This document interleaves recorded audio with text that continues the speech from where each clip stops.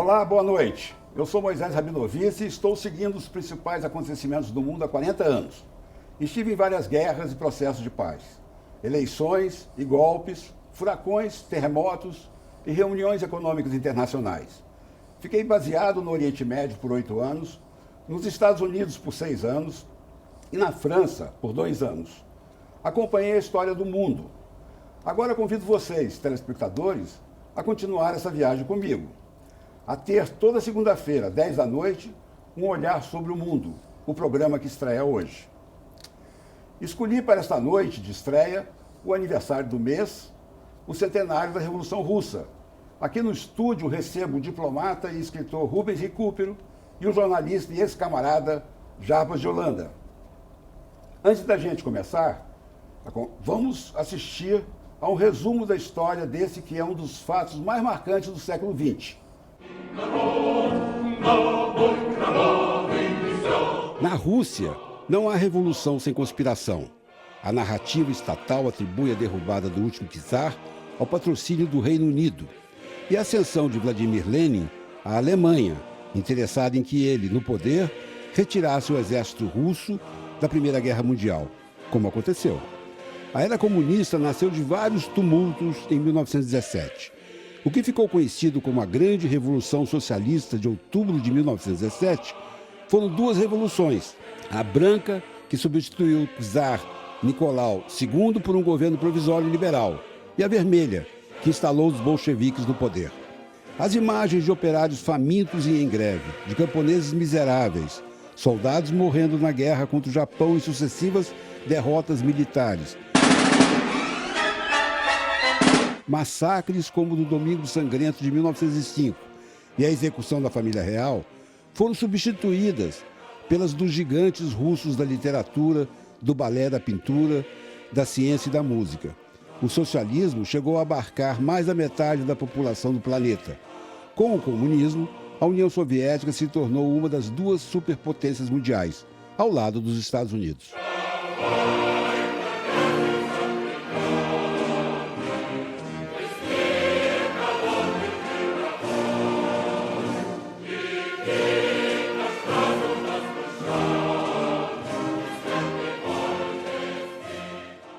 Embaixador Rubens Recupero e Jarbas de Holanda, boa noite. Boa noite. Eu quero começar com o embaixador, porque ele lançou um livro essa semana que detalha histórias da diplomacia na construção do Brasil desde 1750 a 2016.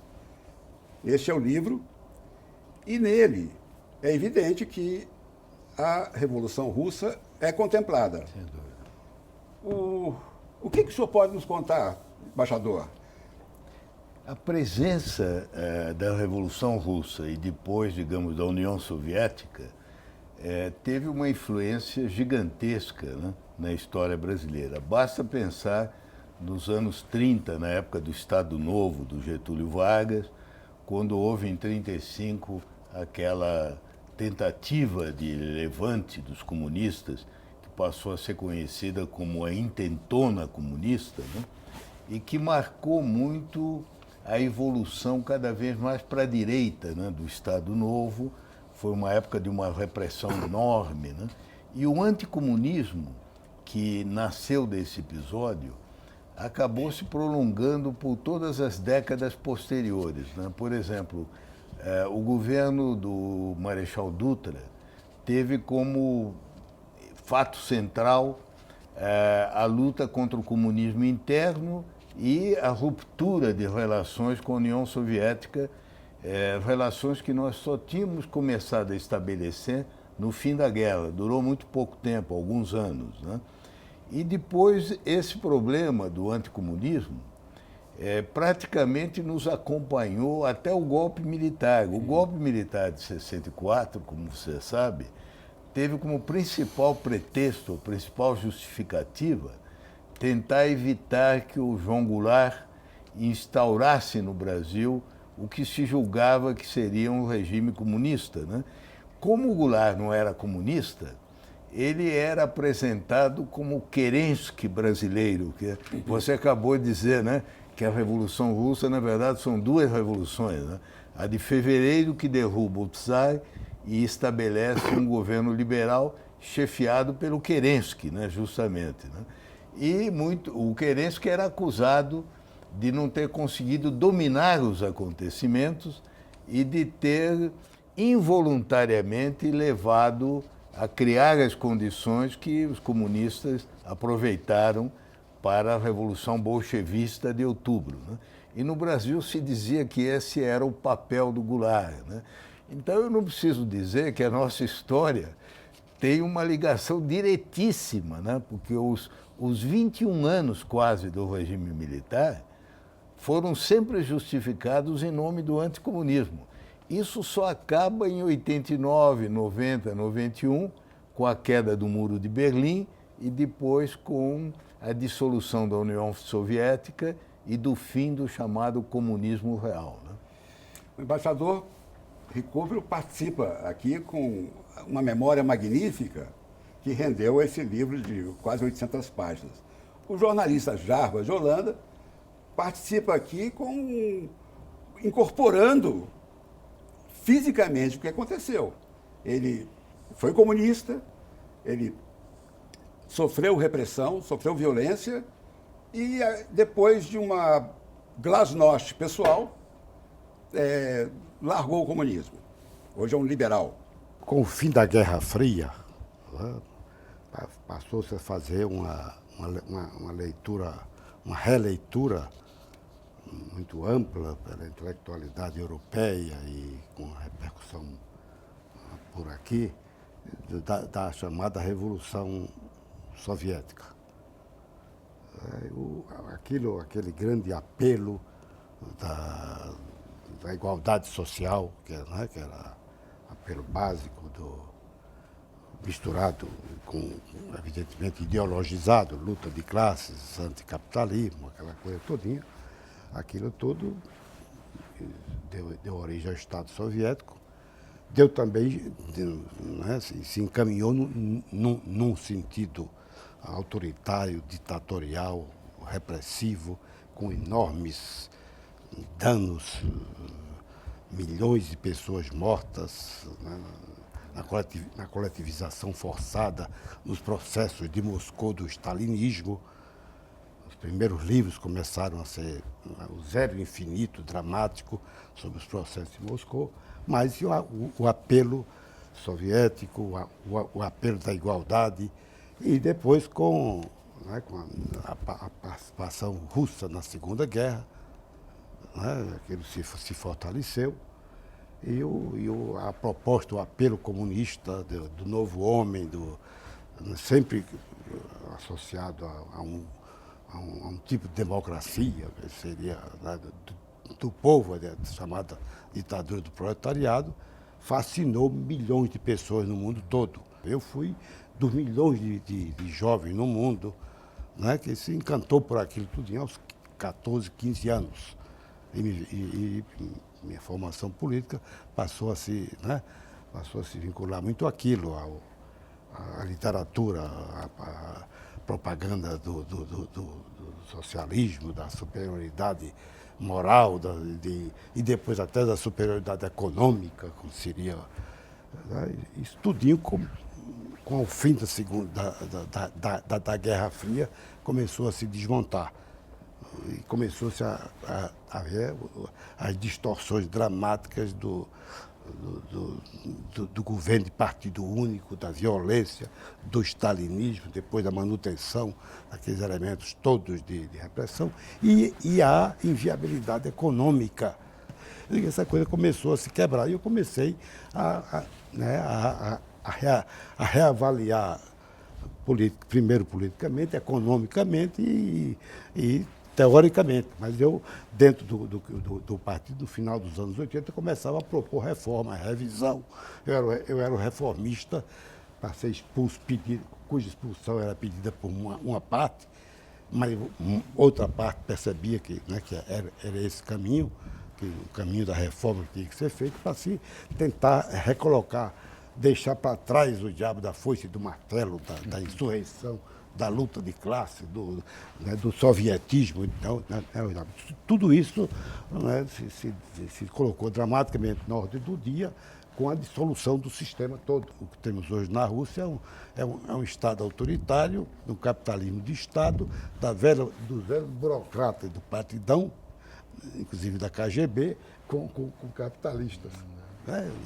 O caminho do desenvolvimento econômico e os anos 80, sem Guerra Fria, né, começaram a indicar superioridade da economia de mercado. A justiça social tem que ser buscada dentro do desenvolvimento capitalista.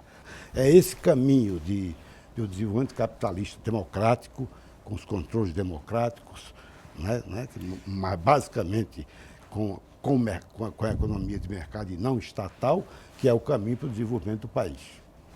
Hoje nós teríamos aqui um terceiro convidado, que seria justamente o Gorbachev. A Fundação Gorbachev tinha nos dado a esperança de que hoje teríamos a resposta, porque ele estava viajando, estava de férias. Ele voltou hoje e não foi possível. O fuso horário é muito complicado.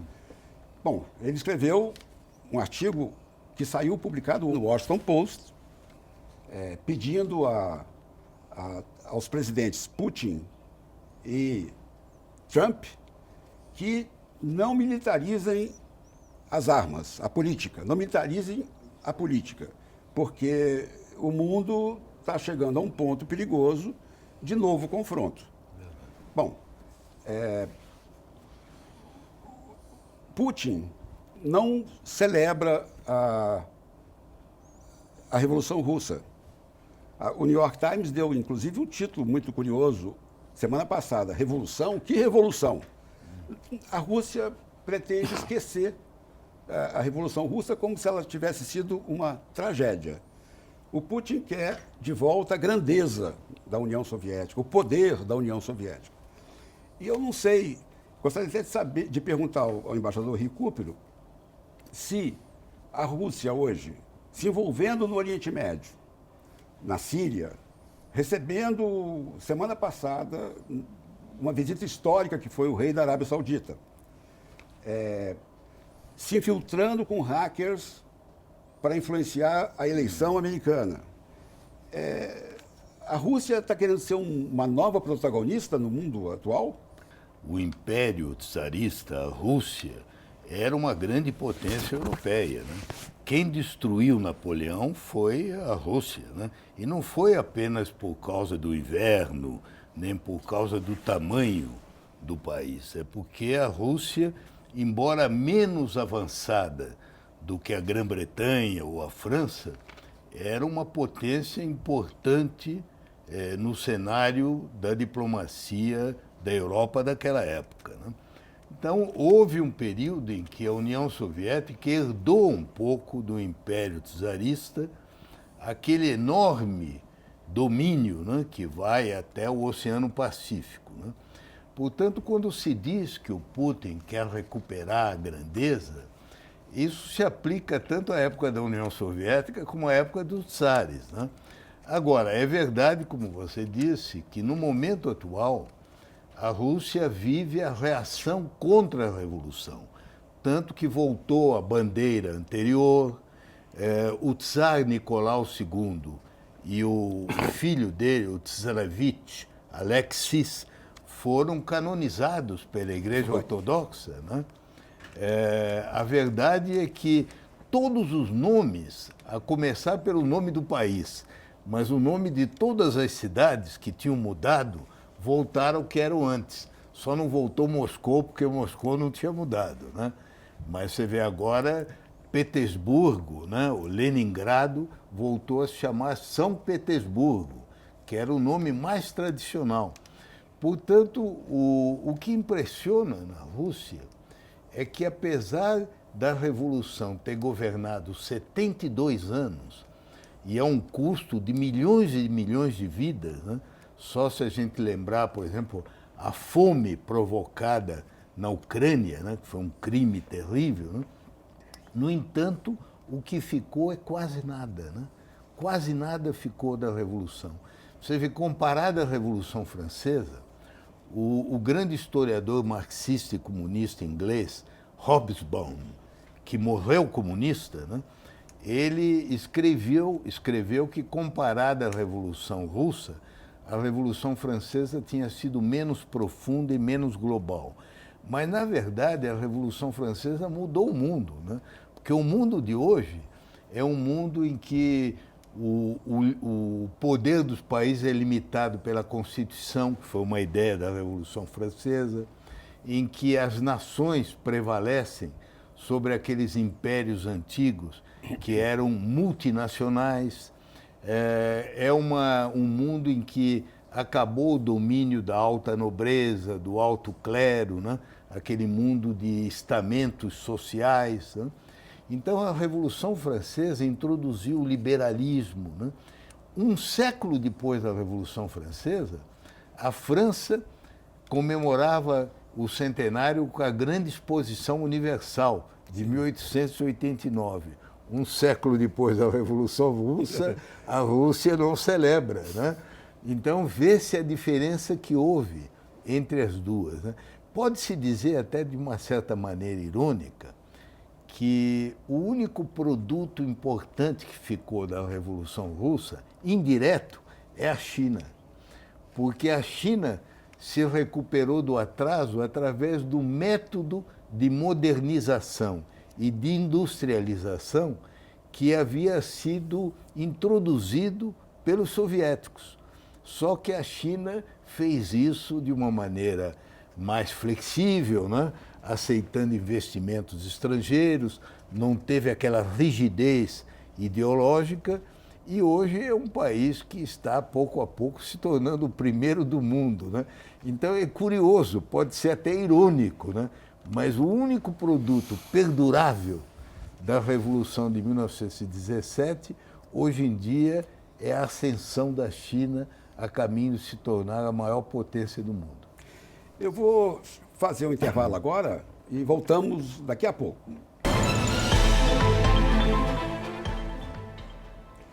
Estamos de volta com um olhar sobre o mundo, que neste programa de estreia tem como tema os 100 anos da Revolução Russa. Estão aqui comigo o ex-embaixador Rubens Recupero e o jornalista Jarbas de Holanda. Eu queria por um momento voltar ao Gorbachev. Eu estive com ele 2 vezes, tenho saudades dele. Uma vez eu subi com ele o Morro da Rocinha. Ele veio ao Brasil, ele queria conhecer. E interessante foi que, enquanto nós subíamos, ali as pessoas gritavam: olha, olha, é o Bush, é o Bush, é o Bush. Não era o Gorbachev. E a outra situação que eu estive com ele foi em São Francisco, durante um grande congresso sobre AIDS. Ele aceitou assistir uma marcha de gays, a famosa marcha de São Francisco, e montaram um palanque para ele. Ele subiu ao palanque, a marcha começou, como começa tradicionalmente, um homem numa motocicleta, completamente nu, dá início à marcha e vem depois a multidão. E, para surpresa dele, e a gente notou isso na surpresa, o primeiro grupo que vinha carregava uma faixa grande, dizia assim: gays for Gorbachev, o que era completamente inusitado nessa época. Pois bem, o que eu pergunto aos dois, inclusive, como é que um país transforma o herói para o mundo num traidor? Ele, na Rússia hoje, não é nem um pouco popular. Eu fui na eleição que ele perdeu para o Yeltsin. E, em compensação, fora, ele tem um prestígio enorme. Eu acho que, quem sabe, um dia ele vai ser voltar como voltaram os Romanov. Não sei, viu? Porque é preciso lembrar o seguinte: por que eles não gostam dele? Onde havia um só país, que era a União Soviética, passaram a existir 15 países, né? Embora a Rússia ainda seja o país de maior extensão territorial do mundo, né? Ela perdeu toda a Ásia Central, perdeu todos aqueles 3 países bálticos, né? A Geórgia, né? A Ucrânia, né? Que era o próprio coração do início, do berço da Rússia. Eu acho que a reação ao Gorbachev é de origem nacionalista. O Gorbachev tentou, né, foi a tentativa dramática dele, o empenho dele todo, de abrir, quebrar o autoritarismo, a ditadura comunista, com aquele aparelho todo, com reformas econômicas menos estatizantes, abertas, né, porque a economia começava a mostrar a sua inferioridade dramática em relação à Alemanha, aos Estados Unidos, né, a Europa, o diabetes. Ele fazia aquele esforço dramático. E com Shevardnadze, com algumas figuras formidáveis, aqueles conselheiros iam encaminhando aquilo para quebrar aquele controle estatal rígido, aquele partido fechado, né? Foi derrotado, né, o golpe que se montava já para, né, afastá-lo era a resistência do aparelho àquilo, a enorme resistência. E a economia não tinha como dar uma virada dentro do sistema socialista. O Yeltsin foi a primeira resposta do ponto de vista da política, da democracia, né, de abertura, mas o drama da economia continuava, né? Aquilo teve uma resposta muito pior, que foi o fechamento, né, com esse esquema Putin há 16 anos, ou não sei quanto, né? Né? Com o capital, deixa o diabo do socialismo de lado, é o capitalismo de Estado, né? É o capitalismo de Estado, mas o sistema não pôde ser recomposto. Ele tenta remontar com ameaças, com a militarização, ameaças às repúblicas bálticas, tentativa de anexação de parte da Ucrânia, ameaças lá contra a Armênia, contra a Geórgia, né? E está conseguindo ter um papel internacional, né, na base de confrontação, facilitado até por esse radicalismo do Trump. Mas, de fato, uma alternativa, uma contraposição ao sistema ocidental, europeu e norte-americano é mais oferecido pelos chineses por causa do sucesso da economia. Né? É curioso até, se me permite, claro, verificar que o que o Putin herdou do regime comunista é o pior. Por exemplo, isso que você acabou de dizer, a infiltração para influir na eleição americana, né? Que eram métodos típicos, né, do stalinismo, de subversão. Então, ele herdou daquele regime esse tipo de coisa, intervenção na Síria, né? Porque também o regime comunista tinha isso. Na África ele era muito ativo, né? No Oriente, né? Na Ásia, né? E ele ainda tem aquela força militar convencional, mas falta uma base para o futuro, né? É um país que só depende de gás e de petróleo, né? Com uma população hoje de 130 e poucos milhões, com um verdadeiro colapso demográfico, né? Sabe que a taxa de fecundidade é muito baixa. É um dos poucos países do mundo que sofreu uma redução de expectativa de vida. Agora está se recuperando um pouco, mas naquele período pior, depois do fim da União Soviética, você sabe que aumentou muito a mortalidade por causa, sobretudo, do abuso do álcool, né? Então, a União Soviética, que tinha uma expectativa de vida de quase de 80 anos, perdeu vários anos de expectativa de vida. No dia que a imprensa foi esperar o voto do Yeltsin, todo mundo se reuniu numa sessão eleitoral, ele não conseguiu sair da sua dacha, porque estava completamente embriagado. Ele era o exemplo, né, acabado dessa tendência, né? Eu comprei em São Petersburgo uma matriosca, ou matriusca, né?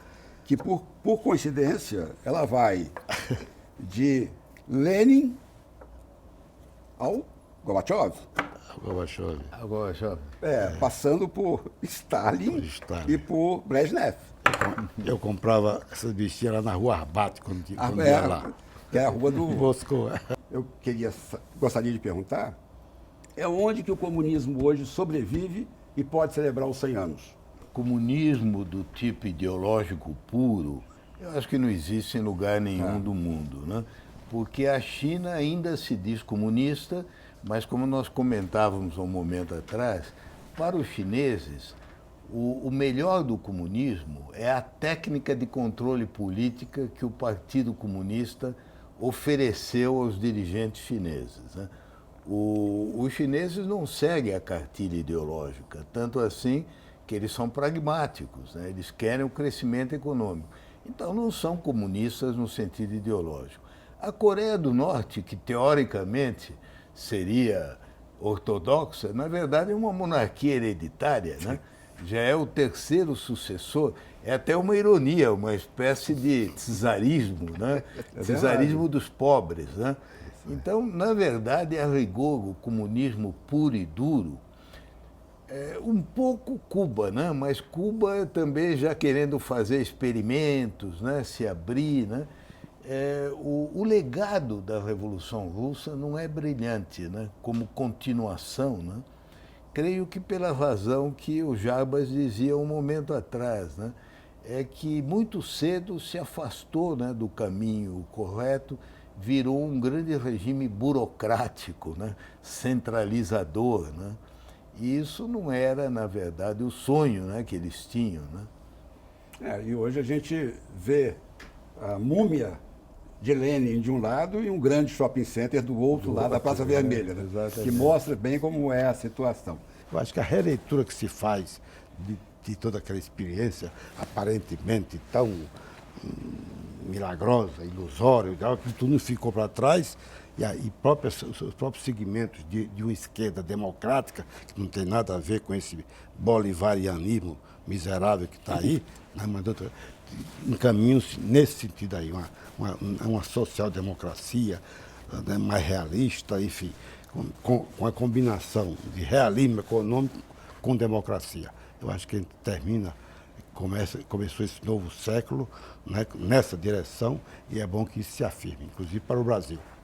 Bem, chegou a hora, um olhar sobre o mundo fica por aqui. Agradeço a participação do embaixador Rubens Recupero e do jornalista Jarbas de Holanda. Um olhar sobre o mundo volta na próxima segunda-feira, às 10 da noite. Até lá.